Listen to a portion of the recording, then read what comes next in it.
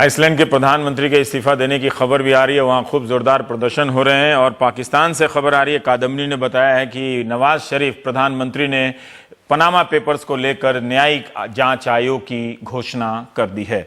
अब हमारे साथ अतुल कुलकर्णी हैं, लोकसत्ता के पत्रकार हैं आप, और महाराष्ट्र के मराठवाड़ा के इलाके को अच्छे से समझते हैं कुलकर्णी साहब। वहाँ भयानक सूखा है, आप इस इलाके से आते भी हैं, और 2 महीने के लिए धारा 144 लातूर में, परभनी में 1 महीने के लिए धारा 144, ताकि पानी को लेकर मारपीट की नौबत ना आ जाए, इतनी स्थिति खराब है। कुलकर्णी जी, थोड़ा अगर आप ये आइडिया हम दर्शकों को दे दें कि हम देखते हैं कि वहां पर सूखा है, सूखे के शॉट हैं, लोग बहुत परेशान हैं, पानी नहीं है, ये क्यों है? एक तरफ मैं देखता हूं कि वहां पर 20 से 22 लातूर में ही चीनी मिलें हैं, गन्ने की खेती होती है, तो क्या गन्ने को भी पानी नहीं मिल रहा है? गन्ने का उत्पादन घट गया होगा, सूख गया होगा, या स्थिति क्या है? थोड़ा आप इसकी राजनीति और स्थिति के बारे में जो बेचैनी होती होगी, जो आप कहना चाहते हो, थोड़ा अतुल साहब। रवीश जी, आपने बहुत सही बात को छेड़ा है। गन्ने की खेती को लेकर पिछले कई सालों से मराठवाड़ा पूरा एरिया कहीं ना कहीं राजनीतिक विषयों में उलझा रहा। बात ऐसी है कि पिछले कई सालों से जो जल तज्ञ है वो सब बता रहे थे कि मराठवाड़ा और खास करके लातूर उस्मानाबाद ये जो बेल्ट है, इसमें आप पानी नहीं है, कहीं से भी इसको पानी नहीं मिलेगा, ना ही कहीं नदी है या कहीं आजू बाजू में कुछ ऐसे पानी के नेचुरल सोर्स है, कुछ भी वहाँ नहीं है। और जो भी पानी ज़मीन में है वो ज़्यादा से ज़्यादा 50 साल तक टिकेगा। उसके पहले आप कुछ ना कुछ पानी का इंतज़ाम करिए। और लातूर उस्मानाबाद ये ऐसा इलाका है जहाँ पे आप डैम भी नहीं बना सकते, क्योंकि वहाँ पे भौगोलिक स्थिति वैसी नहीं है डैम बनाने लायक। तो कुछ ना कुछ आप उसके लिए करिए, ऐसा कई लोगों ने बताया। लेकिन गन्ने की खेती जब लातूर में शुरू हो गई, महाराष्ट्र में आज 100 शुगर फैक्ट्रीज है, तो उस 35 जिले में 100 शुगर फैक्ट्रीज है, तो उसमें से 10-12 शुगर फैक्ट्रीज आज एक लातूर डिस्ट्रिक्ट में है। इस तरीके से बेतहा सबने लेकर शुगर गन्ने की खेती उगाई। वहाँ पे गन्ना पानी ज़्यादा से ज़्यादा पीता है। लातूर का जो मांजरा साखर कारखाना है, जिससे विलासराव देशमुख ने बनाया, वो कारखाना सबसे ज़्यादा रेट देता है, भारत में सबसे ज़्यादा रेट देने वाला वो कारखाना है। ऐसी उसकी एडवर्टाइजमेंट की गई, हर कोई गन्ने के पीछे लगा। और आज हालात ऐसे है कि जमीन का जो नेचुरल सोर्स है पानी का, वो पूरा खत्म हो गया। अतुल, लोगों ने कहीं साइनाथ ने लिखा था कि वहां जो बोरवेल लगाने वाले हैं, महीने में 500-500 बोरवेल लगा देते। अब मैं यहाँ जो खबर देख रहा हूँ कि वहां के जलाशयों में पानी नहीं है, तो जितना भी पानी है वो पानी गन्ने को कैसे मिल जाता है, जो गन्ने का उत्पादन वहां पर बरकरार है? अगर सूखा पड़ा है तो गन्ने को भी सूख जाना चाहिए, या मैं गलत पूछ रहा हूं? नहीं, बराबर है। लेकिन आज गन्ने की कई शुगर फैक्ट्रीज ऐसी है जो बंद पड़ने की कगार पे है, बंद होने की कगार पे है। आज लोगों को पीने को पानी नहीं, कंस्ट्रक्शन पूरी तरह से बंद ठप हो पड़ा है लातूर में।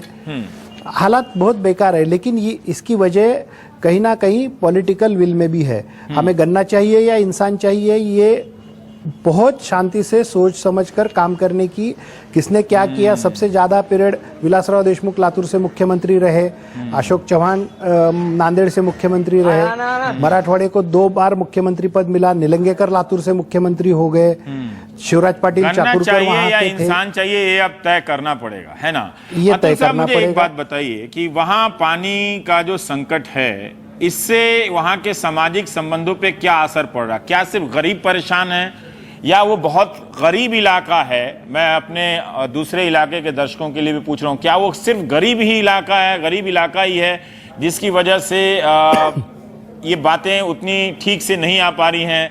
या वहाँ का जो मध्यम वर्ग होगा, वो क्या उसको पानी मिल रहा है, उसको कोई दिक्कत नहीं है, क्योंकि उसको चिल्लाते ट्वीट करते वो नजर नहीं आती है उसकी समस्याएं?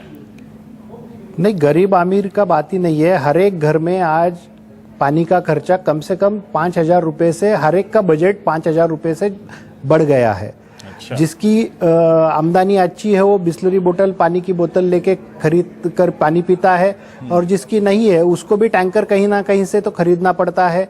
घर में नहाने के लिए पानी नहीं है, लोग टीन का पतरे का वो टीन बिछाते हैं, उसके ऊपर नहाते हैं, उसका जो पानी जमा होता है वो पानी कपड़े धोने के लिए यूज करते हैं। ऐसी वहां पे हालत है। और महाराष्ट्र का अधिवेशन का सत्र चालू है, विधानसभा सत्र चालू है। जिस तरीके से अपोजिशन के लोग लड़ रहे हैं और हम आपकी बात वहां पे रख रहे हैं, ऐसा बताने की कोशिश कर रहे हैं, बहुत निराशाजनक परिस्थिति विरोधी खेमे की भी है। किसी को कुछ पड़ी नहीं है। भारत माता की जय के ऊपर क्या होना चाहिए, क्या नहीं होना चाहिए, इसके ऊपर विधानसभा का सत्र बंद पड़ता है, लेकिन कोई ऐसा अपोजिशन लीडर नहीं बोलता कि चलो हम सब मिलकर बैठेंगे, हाउस में सब काम बाजू में रखेंगे और मराठवाड़े को, लातूर उस्मानाबाद डिस्ट्रिक्ट को पानी कैसे देंगे। सरकार अपनी तरफ से कर रही है, सरकार अपनी तरफ से कर रही है, अगर विपक्ष नहीं बोल रहा है तो सरकार अपनी तरफ से कर रही है। आज एकनाथ खड़से जो रेवेन्यू मिनिस्टर है, पंकजा मुंडे जो लातूर की पालक मंत्री है, वो दोनों आज लातूर गए। लातूर रेलवे स्टेशन जाकर उन्होंने मुआवजा किया जगह का, कैसे पानी ला सकते हैं।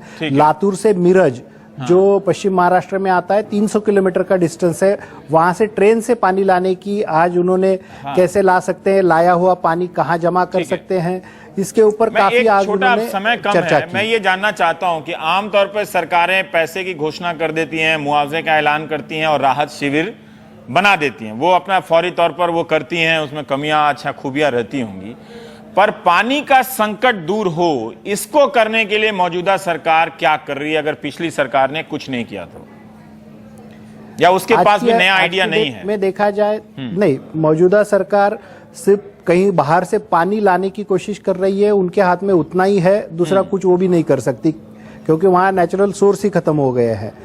पूरे लातूर में आप अगर देखोगे तो पेड़ इतने कम हो गए हैं कि किसी ने पेड़ लगाने की कोशिश नहीं की है, या जानबूझकर किसी ने उसकी कोशिश भी नहीं की कि हम पेड़ लगाने की एक मुहिम हाथ में ले। सब तरफ पानी कैसे जमीन में पकड़ के रह सके, इसके लिए किसी ने कुछ कोशिश नहीं की है, और आज भी अगर ये कोशिश करेंगे तो भी उसके फल आने को और कुछ साल जाएंगे। अभी लंबा इंतजार आज की डेट में सिर्फ कहीं से ट्रेन से पानी लाना और देना, इतना ही आज सरकार के हाथ में है, दूसरा कुछ नहीं है। शुक्रिया अतुल कुलकर्णी जी, एक आउटलाइन बताने के लिए आपने एक रेखा चित्र खींची वहां की समस्या के बारे में कि मराठवाड़ा में कितनी भयानक स्थिति है पानी को लेकर के। रेलगाड़ी से पानी का इंतजाम हो रहा है, कुएं सूख गए हैं, लोगों ने खूब जल स्तर का दोहन किया है पानी का, जमीन का, पेड़ नहीं है, ये सब समस्याएं तो हैं, पर कोई ना कोई समाधान का रास्ता भी होगा, लेकिन वो इतनी जल्दी तो होने वाला नहीं है। अगर आप प्रकृति को इतना भकोसेंगे तो वो आपको दबोचेगी प्रकृति। और आपको बता दें कि आइसलैंड के प्रधानमंत्री ने इस्तीफा दे दिया है, लगता है वो प्राइम टाइम वही देख रहे थे और पाकिस्तान के प्रधानमंत्री ने भी न्यायिक जांच आयोग की घोषणा कर दी है। तो ऐसा लगता है कि पनामा पेपर्स अभी फिलहाल कई लोगों को समझ में नहीं आ रहा होगा,